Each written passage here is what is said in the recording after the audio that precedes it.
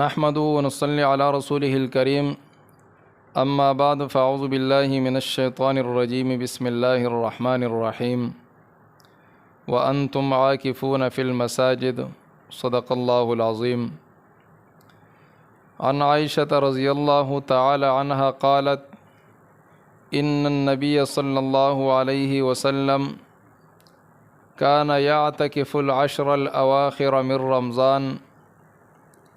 حتى توفاه الله ثم اعتكف أزواجه من بعده أو كما قال النبي صلی اللہ علیہ وسلم.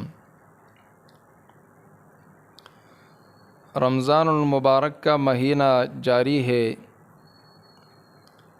پہلا عشرہ جو کہ رحمت کا عشرہ تھا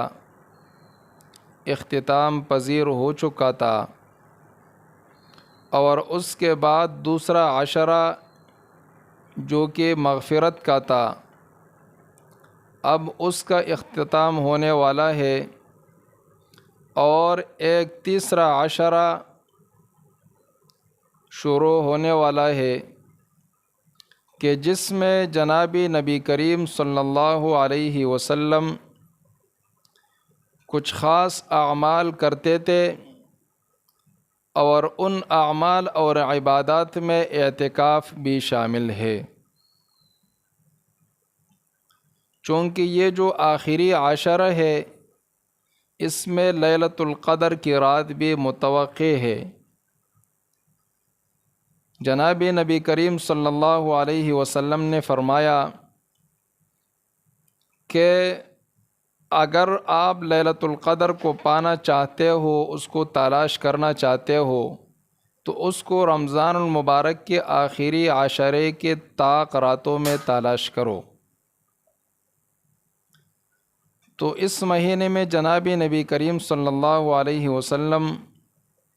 وہ عام مہینوں سے زیادہ عبادت کرتے تھے، اور آخری عشرہ میں پہلے 2 عشروں سے زیادہ عبادت فرماتے تھے. اس میں سے ایک اعتکاف بھی ہے. امہات المؤمنین حضرت عائشہ صدیقہ طیبہ طاہرہ رضی اللہ تعالی عنہ فرماتی ہے کہ جناب نبی کریم صلی اللہ علیہ وسلم رمضان المبارک کے آخری عشرہ 10 دن یہ اعتکاف فرماتے تھے، یہاں تک کہ آپ صلی اللہ علیہ وسلم کا انتقال ہو گیا تو اس کے بعد ازواج مطہرات اعتکاف فرماتی تھی. تو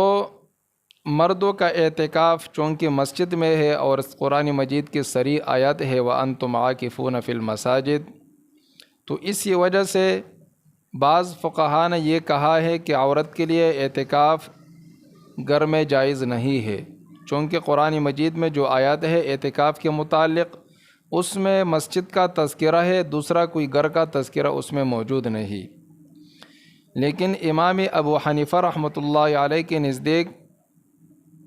فقہاء احناف کے نزدیک عورت گھر میں اعتکاف کر سکتی ہے، اور یہ باعث اجر اور ثواب ہے. اور ان کی دلیل یہ حدیث ہے کہ جناب نبی کریم صلی اللہ علیہ وسلم کے جانے کے بعد امہات المؤمنین اعتکاف فرماتی تھی. تو چونکہ ان کا اعتکاف بھی گھر میں ہوگا، کیونکہ نبی کریم صلی اللہ علیہ وسلم کے دور میں امہات المؤمنین نے اپنے خیمے لگوا دیے مسجد میں نبی کریم صلی اللہ علیہ وسلم کے ساتھ، تو آپ صلی اللہ علیہ وسلم نے منع فرمایا تھا اور ان کے خیموں کو اکاڑنے کا حکم دیا تھا. تو جب ان کو منع فرمایا تھا اور آپ کے جانے کے بعد امہات المؤمنین نے اعتکاف فرمایا، تو اس کا مطلب یہ ہے کہ گھر میں اعتکاف کیا ہوگا. تو لہٰذا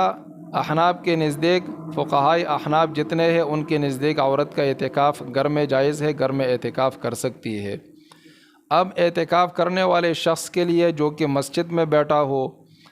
یا گھر میں عورت بیٹھی ہو، تو اس کے لیے کون سی چیزیں جائز نہیں ہے؟ تو وہ حضرت عائشہ رضی اللہ تعالی عنہ کی حدیث ہے، قالت السنۃ علی المعتکف الا یعود مریضا. معتکف کے لیے یہ بات ضروری ہے کہ وہ مریض کی عیادت نہیں کر سکتا، عیادت کے لیے وہ مسجد سے نہیں نکل سکتا، نہ عورت گھر سے نکل سکتی ہے کسی مریض کی عیادت کے لیے، حالانکہ یہ ثواب کا کام ہے، لیکن اعتکاف کی صورت میں یہ نہیں کر سکتا۔ دوسری چیز ولا یشہد جنازتاً، جنازے میں شریک نہیں ہو سکتا، چونکہ عورت تو جنازے میں شریک نہیں ہوتی، یہ صرف مرد ہوتا ہے، تو یہ جنازے میں شریک بھی نہیں ہو سکتا۔ حالانکہ دوسری حدیث میں ہے کہ حق المسلم علی المسلم خمس رد السلام و عیادت المریض و اتباع الجنائز، تو اس میں مریض کی عیادت بھی مسلمان کا مسلمان پر حق ہے اور جنازے میں شرکت بھی، لیکن اعتکاف کی صورت میں یہ معتکف کے لیے جائز نہیں ہے۔ تیسری بات ولا یمس المرأۃ ولا یباشرھا، عورت کے ساتھ اپنے بیوی کے ساتھ نہ مباشرت کر سکتا ہے، نہ اس کو بوس اور کنار کر سکتا ہے، اس کے ساتھ مباشرت وغیرہ نہیں کر سکتا۔ ولا یخرج لحاجۃ الا لما لا بد منہ، اور یہ کسی حاجت کے لیے نہیں نکل سکتا،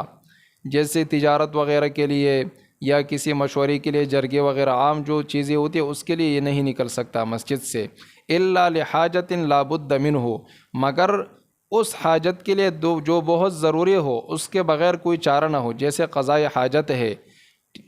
پیشاب وغیرہ، یا اسی طریقے سے بڑی چھوٹی پیشاب ہے، یا غسل وغیرہ کی نوبت پیش آ گئی اس کے لیے نکل رہے، یا اس کو کھانے کی چیزیں لانا ہے تو اس کے لیے نکل رہے، تو اس کی اجازت ہے۔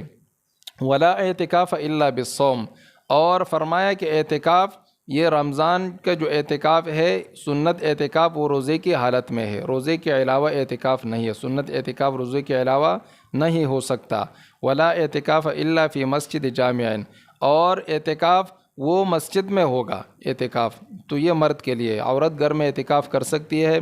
اب عورت کہاں اعتکاف کرے؟ تو عورت ایک کمرہ مخصوص کرے گھر کے اندر، اور وہ کمرہ جس میں عموماً وہ عبادت کرتی ہے اور نماز وغیرہ جہاں پہ ادا کرتی ہے تو وہ زیادہ بہتر ہے۔ یہ تمام گھر اعتکاف گاہ شمار کرنا اور ہر کمرے میں بیٹھنا یہ ٹھیک نہیں ہے، ایک کمرہ اعتکاف کے لیے مخصوص کرے اور اسی میں بیٹھ جائے۔ دوسری بات، اس اعتکاف والی کمرے سے بغیر کسی ضرورت شرعی کی اور سخت ضرورت کے بغیر وہ اس کمرے سے باہر نہیں نکل سکتی۔ تیسری بات، یہ قضاء حاجت کے لیے نکل سکتی ہے، اسی طریقے سے اپنے لیے اگر کھانا پہنچانے کے لیے کوئی موجود نہیں اس کے کمرے تک تو کھانا لا سکتی ہے۔ اور چوتھی بات، اگر گھر کے اندر کوئی شخص موجود نہیں جو کھانا بنا سکے، یا موجود ہے لیکن وہ نہیں بنا رہے تو یہ مجبور ہے تو یہ کھانا بھی بنا سکتی ہے۔ اور پانچویں بات، عورت جہاں پہ اعتکاف میں بیٹھی ہے اس کے پاس بچے بھی آ سکتے ہیں بات کرنے کے لیے، اور محرم آ سکتے ہیں جن کا پردہ اس سے ضروری نہیں ہے، وہ ان کے پاس آ سکتے ہیں، بیٹھ سکتے ہیں اور بات کر سکتے ہیں۔ اسی طریقے سے یہ اعتکاف والی جگہ میں اگر کوئی کام کرنا چاہتی ہے، سلائی وغیرہ، اس کے علاوہ یہ ہے کہ گھر کا کوئی کام ہے اس جگہ پہ بیٹھ کر کرنا چاہتی ہے تو وہ کام بھی کر سکتی ہے، کام منع نہیں ہے۔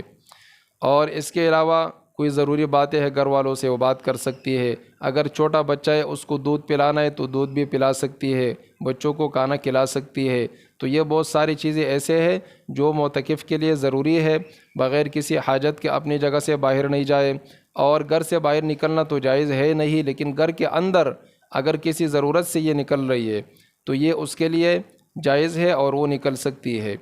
اب اعتکاف جو اعتکاف کرتا ہے، نبی کریم صلی اللہ علیہ وسلم نے فرمایا، حضرت عبداللہ ابن عباس رضی اللہ تعالیٰ عنہ کے حدیث ہے کہ جو اعتکاف جو شخص کرتا ہے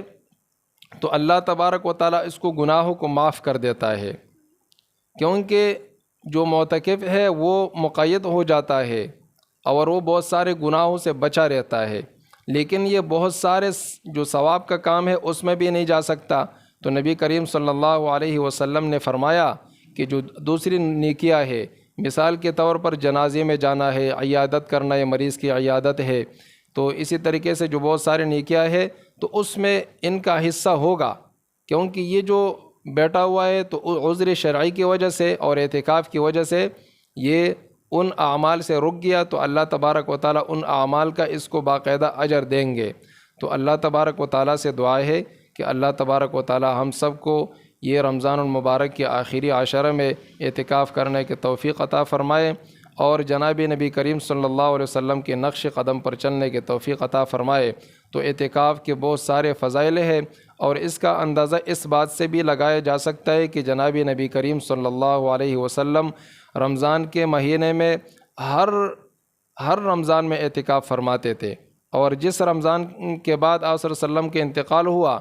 تو آپ صلی اللہ علیہ وسلم نے ایک رمضان اعتکاف نہیں کیا تھا، تو دوسرے رمضان ڈبل 20 دن کا اعتکاف فرمایا تھا، اور جب آپ صلی اللہ علیہ وسلم کا انتقال ہوا، دنیا سے چلے گئے، پردہ فرمایا، تو اس کے بعد ازواج مطہرات نے باقاعدہ طور پر اعتکاف کیا۔ تو اس کا اندازہ اس بات سے خود لگایا جا سکتا ہے کہ اس کی کتنی اہمیت ہے، کیونکہ ہمیں اس میں لیلۃ القدر کی جو رات ہے وہ لازمی نصیب ہوگی، کیونکہ جو طاق رات آخری ہے، اب انسان اس میں جب معتکف اعتکاف میں بیٹھتا ہے تو اس کی نیند بھی عبادت میں شمار ہے، یہ سویا ہوا ہے، جاگ رہا ہے، یہ تمام اس کی کیفیات اور حالات یہ عبادت میں شمار ہے۔ تو اگر یہ سویا ہوا بھی ہے تو پھر بھی اس نے اعتکاف میں یہ لیلۃ القدر کو پا لیا، اور لیلۃ القدر کے بارے میں اللہ تبارک و تعالیٰ نے فرمایا لیلۃ القدر خیر من الف شہر، لیلۃ القدر وہ 1000 مہینوں سے اس کا ثواب بہتر اور افضل ہے۔ تو اسی وجہ سے ہم سب کو چاہیے کہ ہم اعتکاف کا اہتمام کریں اور ہم اعتکاف میں بیٹھ جائے،